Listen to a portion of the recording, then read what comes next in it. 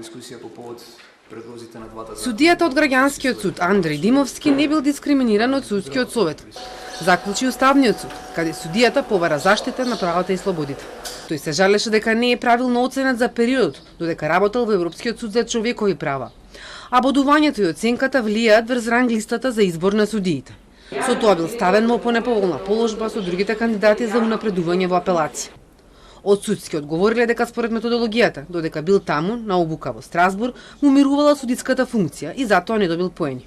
Известителката на предметот Татјана Васич Бозаджиева рече дека не можеле да најдат друг таков сличен случај во кој било постапено поинаку. Не може да се утврди постоење на дискриминација врз подносителот на барањето, имајќи предвид дека има отсуство на компаратор, односно лице кое се наоѓало во слична ситуација, а е третирано поинаку.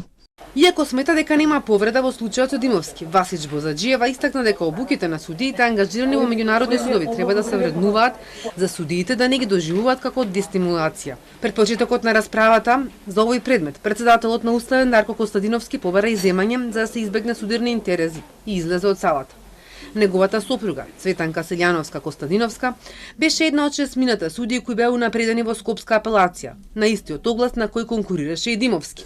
Судијата поднел иницијативата до Уставен уште пред Нова година, но неговиот предмет се најде на седница денеска, по повеќе од 1 месец, откако судски ги избра новите апелациони судии. Поради начинот на кој бил оценет, Димовски го тужеше судскиот совет пред управниот суд, но судот ја отфрли неговата тужба на 17 јуни. Отклучен ти е го сестен.